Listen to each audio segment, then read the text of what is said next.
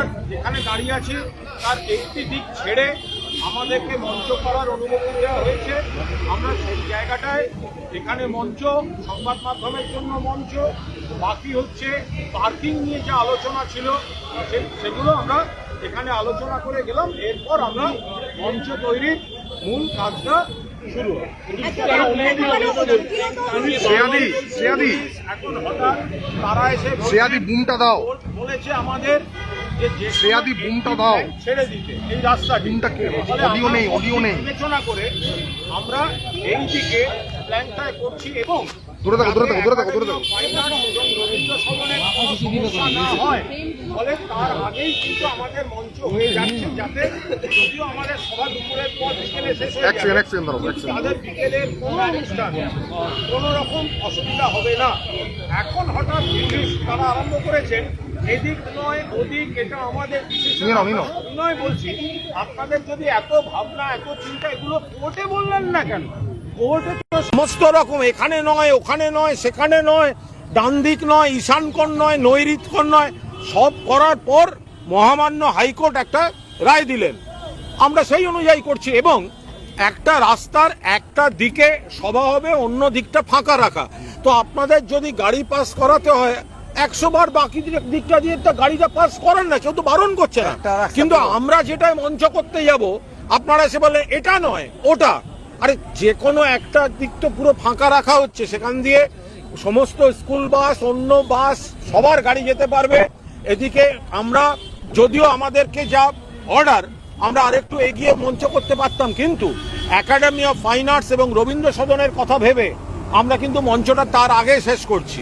ফলে এখানে আমরা আশা করব পুলিশ এই অন্যায় জেদাজেদিটা করবেন না। আমরা ল অ্যাবাইডিং সিটিজেন, আমরা সমস্তভাবে কোঅপারেট করছি। আমরা আইনের কথা শুনে মহামান্য আদালতের যা যা বলেছেন সেগুলো কমপ্লাই করতে করতে আমরা এই কাজ করছি।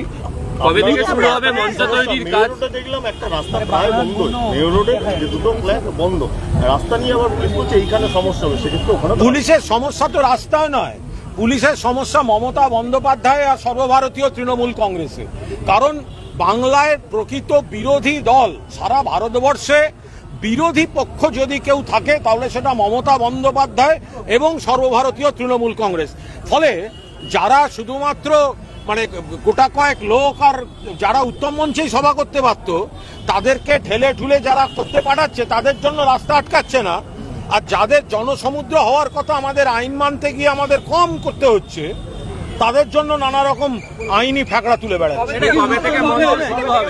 মঞ্চ তৈরি কবে থেকে শুরু হবে? এগুলো সমস্তটা উত্তরমুখী হবে মঞ্চটা, উত্তরমুখী। হ্যাঁ, মঞ্চটা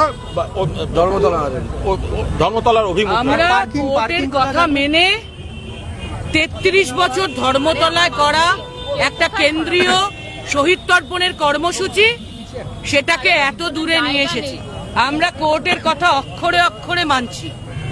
কোর্ট বলেছে যে কোনো একটি ফ্ল্যাঙ্ক ক্যাথিড্রাল রোডের, আমরা ঠিক সেটাই করছি। ইস্টার্ন ফ্ল্যাঙ্ক ক্যাথিড্রাল রোডের, নট ওয়েস্টার্ন ফ্ল্যাঙ্ক। একটা ফ্ল্যাঙ্ক খালি রাখতে বলেছে কোর্ট, মহামান্য কোর্ট। গাড়ির জন্য আমরা ওয়েস্টার্ন ফ্ল্যাঙ্কটা খালি রাখছি। পার্কিং কোথায় হবে? পার্কিং নিয়ে আমাদের কথা হয়ে গেছে, এটা তো পুলিশ বলে দিয়েছে। হাইকোর্টের নির্দেশ মানছেন, তারপরেও দেখা গেল আজকে পুলিশের সঙ্গে সমস্যা দেখা গেল। এই সমস্যা পুলিশ এটা নিয়ে এত ভাববেন না, পুলিশের উপরেও প্রেসার আছে। ওদের করতে বলেছে, চাপ দিলে হ্যারাস করতে বলেছে। ছাত্র যুবদের মিছিলটাও তো কোর্টের রায় ছিল, সেখানে পুলিশের সামনেই তো উল্টো দিক থেকে বিজেপিকে অ্যালাউ করা হয়েছে। সকাল থেকে মাঝরাত অবধি মাইক বাজানো হয়েছে। তো আমরা সেটাতেও কন্টেম্পট অফ কোর্টে গেছি পুলিশের বিরুদ্ধে। দিদি, মাইকিং নিয়ে কি কোনো সমস্যা বা কোনো এখনো পর্যন্ত হয়নি? তো বলেননি কিছু। অন্য প্রশ্নে সেটা হচ্ছে যে যারা আমাকে নিয়ে সমস্যা তারা ফিরে আসুন। যে বিষয়ে অভিষেক বন্দ্যোপাধ্যায় ইতিমধ্যেই বলে দিয়েছেন সে বিষয়ে নতুন করে কি বলবো? ফিরবে বলে আপনাদের মনে হয়? অভিষেক বন্দ্যোপাধ্যায় স্পষ্ট বলেছেন যে যারা মনে করছেন আমাকে নিয়ে সমস্যা তারা ফিরে আসুন, সেই সাংসদ বিধায়করা 1 ঘন্টার মধ্যে আমি ইস্তফা দিচ্ছি। ফলে অভিষেক বন্দ্যোপাধ্যায় একদম খোলাখুলি, যারা বড় বড় কথা বলছেন অভিষেকের নাম বলে বলে বিবৃতি দিচ্ছেন, অভিষেক স্পষ্ট আজকে বলে দিয়েছেন যে এমপি এমএলএরা আমাকে নিয়ে সমস্যা। যদি কেউ মনে করেন নির্বাচনে কোনো খারাপ ফলের জন্য আমি দায়ী, তাহলে 24 সালে যখন ভালো ফল হয়েছিল তাহলে তার কৃতিত্বটাও আমাকে দেবেন। আর যদি কেউ মনে করেন যে আমাকে নিয়ে সমস্যা, আপনারা ফিরে আসুন, 1 ঘন্টার মধ্যে ইস্তফা দেব, এটা তো অভিষেক বন্দ্যোপাধ্যায় বলেছেন। তার সঙ্গে এটাও বলেছেন যে তাদের পক্ষে আসা মুশকিল, কারণ অভিষেক বন্দ্যোপাধ্যায়ের নাম বলাটা একটা বাহানা, ছুতো। তাদের অধিকাংশ তো যাচ্ছেন বাঁচতে। আমার তো মনে হয় এবারই তো আসল পরীক্ষা। অভিষেক বন্দ্যোপাধ্যায় বলছেন যদি আমায় নিয়ে সমস্যা থাকে, যারা বিবৃতি দিচ্ছেন ফিরে আসুন আমি ইস্তফা দিচ্ছি, এবার তো তাদের দায় যে তাদের ওটা ছুতো না কারণ, এবার তারা প্রমাণ করুন। অভিষেক বন্দ্যোপাধ্যায় একেবারে স্বচ্ছভাবে বলে দিয়েছেন ফিরে আসুন আমি ইস্তফা দিচ্ছি 1 ঘন্টার মধ্যে। তো যারা এখন অভিষেক ছুতো করছিলেন অথচ ফিরবেন না, প্রমাণ হয়ে যাবে তারা কিন্তু অন্য কিছুর জন্য দিকে গেছে না, সেখানেও বুলি আওড়াচ্ছে। আপনারাও কি মনে না, এটা অভিষেক যা বলার বলেছেন, ফলে আমরা আজকে এখানটায় এসেছি শুধুমাত্র এখানে, মানে যা বলার অভিষেক বন্দ্যোপাধ্যায় সবিস্তারে বলে দিয়েছেন। ঘটনা ঘটেছে, এনআইএ সেখানে পৌঁছেছে, আজকে অমিত শাহ এখানে আসছেন, তো ওদের স্বরাষ্ট্র মন্ত্রক বলবে, ওদের বিষয় আর পুরো ঘটনাটা না ওরা বলবে, প্রশাসনিক বিষয়, ওটা কি বেরোবে কি জানা কল্যাণ বন্দ্যোপাধ্যায় আজকে বাঁকুড়ার একটা 21শে জুলাইয়ের প্রস্তুতি সভায় বলেছে মমতা বন্দ্যোপাধ্যায়কে আমি জানিয়েছি যারা দল ছেড়ে গেছেন তারা যদি আবার কোনোভাবে ফিরে আসেন তাহলে কিন্তু আমি দল ছেড়ে দেবো। অত্যন্ত আবেগের কথা বলেছেন, একটা আবেগের কথা বলেছেন যে সময়টায় দলের যারা দল থেকে নির্বাচিত তারা কর্মীদের পাশে থাকার কথা, দলের তারা যদি এখন অন্যের হাতে পুতুল হয়ে নাচতে যায়, তো সেখানে কল্যাণ বন্দ্যোপাধ্যায় বাকি সব নেতৃত্ব আমাদের কর্মীরা সকলেরই একটা সেন্টিমেন্ট, যারা কয়েকজন যাচ্ছেন বাঁচতে যাচ্ছেন, কয়েকজন গদ্দারি করছেন, আর কিছু লোকের প্রেসারে ফেলে নানা রকম কায়দা কানুন করে নিয়ে যাওয়া হচ্ছে। তো সেই জায়গায় দাঁড়িয়ে কল্যাণ বন্দ্যোপাধ্যায় কর্মীদের আবেগের কথাটাই বলেছেন। আপনাদের ব্যাংক অ্যাকাউন্ট নাকি বিশাল গন্ডগোল, তাই ইডি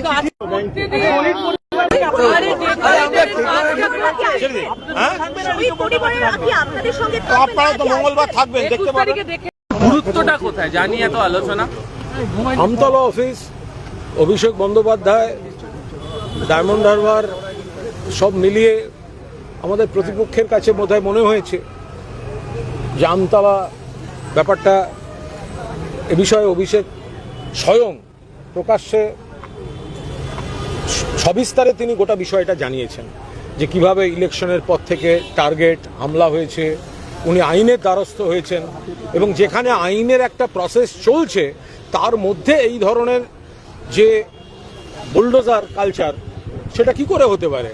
এটা সাংবাদিকদের সবিস্তারে স্বয়ং অভিষেক বন্দ্যোপাধ্যায় বলেছেন, যেটা একদম পরিকল্পিতভাবে একটা প্রতিহিংসা রাজনীতি। কিন্তু উনি আইনের দ্বারস্থ আগেই হয়ে আছেন, এই লড়াইটা আইনের লড়াই চলবে। স্থানীয়রা এবং বিজেপি একটা শিবিরের তরফ থেকে বলা হচ্ছে ওই অফিস থেকে নাকি গোটা দক্ষিণ 24 দেখুন, এটার সব কটা উত্তর উনি নিজে দিয়েছেন, আমি একটি সত্যও বলবো না। এই প্রশ্নটার উত্তর সবিস্তারে অভিষেক নিজে দিয়েছেন। আমি এ নিয়ে একটি শব্দই বলবো না, কারণ এ সংক্রান্ত যা যা প্রশ্ন ছিল সাংবাদিকরা করেছেন এবং অভিষেক নিজে তার উত্তর দিয়েছেন। কালকে সর্বদলীয় বৈঠকে ডাক পেল এনসিপিআই, কি ফোন করেছিল? না, এটা তো বোঝাই যাচ্ছে যে বিজেপি তৃণমূল কংগ্রেসকে টার্গেট করে তাদের লোকসভায় কিছু ভোট দরকার, কিছু বিল পাস করাতে হবে, এবং বিজেপির এজেন্ডা অনুযায়ী কিছু বিল তাদের পাস করাতে হবে। তো সেখানে আমাদের কিছু সাংসদ, তারা যে ঠিক কোথায় দাঁড়িয়ে আমরা নিজেরাও জানি না, তারাও জানেন না। আচমকা যদি জিজ্ঞেস করেন আপনি এখন কোন পার্টিতে, বলতে পারবেন না। তৃণমূল না প্রাক্তন তৃণমূল, তৃণমূল না এনসিপিআই। এনসিপিআইটা আপনি 20 জনকে উচ্চারণ করতে দিন, পুরো নাম বলতে পারবেন এনসিপিআই। আপনি কোন দলে আছেন? ন্যাশনাল, সিটিজেন, কেউ বলবেন ন্যাশনাল ক্রিমিনাল, কেউ বলবে যে ন্যাশনাল কম্পিউটার, মানে এনসিপিআইটাই পুরো সব অর্ধেকে বলতে পারবেন না। প্রথম দল থেকে নির্বাচিত হয়ে দ্বিতীয় দলের বাড়িতে বৈঠক করে তৃতীয় দলে গিয়ে যোগ দিয়েছে, মানে বুঝতে পারছেন কত জটিল ব্যাপার বিষয়টা। ফলে যেটা অনৈতিকভাবে হচ্ছে, এরা বিশ্বাসঘাতকতা শুধুমাত্র মমতা ব্যানার্জির সময় করছেন না, শুধুমাত্র তৃণমূলের সময় করছেন না, এরা বিশ্বাসঘাতকতা করছেন প্রত্যেকটি ভোটারের সঙ্গে যারা এদেরকে বিজেপি বিরোধী ভোট দিয়েছে। এবং ওরা যাচ্ছেন এখন বিজেপির সঙ্গে। এনসিপিআই কেউ না কেউ তো দলটা করে রেখেছিলেন, তাদের দলকে এরা এখন ব্যবহার করছেন। যারা দল করেছিলেন তারা হয়তো কোনো কারণে তারা কোনো দল করেছিলেন, এখন এরা সেটাকে নিজেদের রাজনৈতিক দলবদলু কালচারে। আগে তো এনসিপিআই যারা করেছিলেন তাদের পোস্টারে থাকতো যে দলবদল করা রাজনীতি আমরা সমর্থন করি না, শেষে দলবদলুদের ঠিকানা হয়ে গেছে। কি করে হলো, তার পেছনে কি কি আছে সেটা এনসিপিআই লোকেরা বলতে পারবেন। আপনাদের অ্যাকাউন্টে নাকি প্রচুর গন্ডগোল, ইডি হচ্ছে, সব নেতা নেতৃত্বরা কেন অভিষেক বন্দ্যোপাধ্যায়কে দোষী করছেন, স্বার্থটা কি? আপনি যেটা ভাবছেন আমিও সেটা ভাবছি। কুণালদা, এর আগে শওকত মোল্লার ছেলের ক্যাফে, তারপরে অভিষেক বন্দ্যোপাধ্যায় তো আজকে যা বলার খোলসা করে বলেছেন। অভিষেক বন্দ্যোপাধ্যায়, আপনারা যখন প্রশ্ন করলেন এই প্রশ্নটাই, যে এ চলে যাচ্ছে বলছে আপনার নাম, ও চলে যাচ্ছে বলছে আপনাকে দোষ দিচ্ছে, তখন তো অভিষেক বন্দ্যোপাধ্যায় বললেন যে দেখুন, এই কোনো খারাপ ফলের জন্য যদি আমাকে দায়ী করা হয়, তাহলে 24 সালে অতজন সাংসদ জিতলে অত ভালো ফল হলো, তাহলে তার ক্রেডিটটা আমাকেও দেওয়া উচিত। 2 নম্বর বললেন, যারা যারা আমাকে নিয়ে প্রবলেম যাদের, তারা সেই সাংসদ বিধায়করা ফিরে আসুন, 1 ঘন্টার মধ্যে আমি ইস্তফা দেব। এর থেকে স্পষ্ট করে কি বলবেন? যারা ঘুরে ঘুরে বিজেপির কাছে ভালো সাজার জন্য সেখানেও বুলির মতো বলে যাচ্ছেন, অভিষেক তো পরিষ্কার বলছেন যাদের যাদের আমার নামে আপত্তি আছে তারা আসুন, ফিরে আসুন, আমি 1 ঘন্টার মধ্যে ইস্তফা দিয়ে দিচ্ছি। কিন্তু আপনারা ফিরতে পারবেন না, কারণ আমাকে বলাটা হচ্ছে অজুহাত মাত্র। আপনারা অনেকে নিজেদের বাঁচাবার জন্য গেছেন। তো আমার তো মনে হয় যারা এখন অভিষেক বন্দ্যোপাধ্যায়ের নাম বলছেন, এটা এই চ্যালেঞ্জ তো তাদের অ্যাকসেপ্ট করা উচিত। অভিষেক বলছেন যে আমার নামে যাদের আপত্তি ফিরে আসুন, 1 ঘন্টার মধ্যে ইস্তফা দেব, নইলে প্রমাণ হয়ে যাবে আপনারা নিজেদের বাঁচাতে দুর্নীতি ঢাকতে যাচ্ছেন। তাহলে আপনারা অ্যাকসেপ্ট করুন, আপনারা ফিরে এসে বলুন আমরা সবাই ফিরে এসেছি। অভিষেক বন্দ্যোপাধ্যায়, আপনি কথা রাখুন, 1 ঘন্টার মধ্যে ইস্তফা দিন, অথবা আপনি মেনে নিন যে অভিষেক বন্দ্যোপাধ্যায় বাহানা মাত্র, আপনারা কিন্তু নিজেদের কোনো ব্যক্তিগত কারণের জন্য গেছেন। বলি কুণালদা, কলকাতা শহরের উপকণ্ঠে এয়ারপোর্টের কাছে এত বড় বিস্ফোরণের ঘটনা, এই গোটা বিষয়টা এখন রাজ্য পুলিশ, রাজ্য গোয়েন্দা, কেন্দ্রীয় পুলিশ, কেন্দ্রীয় গোয়েন্দা গোটাটাই বিজেপি। ফলে কি হয়েছে, কেন হয়েছে, কাদের বিস্ফোরণ, কারা জড়িত, গোটা বিষয়টা প্রশাসন, পুলিশ তারা বুঝুন গে।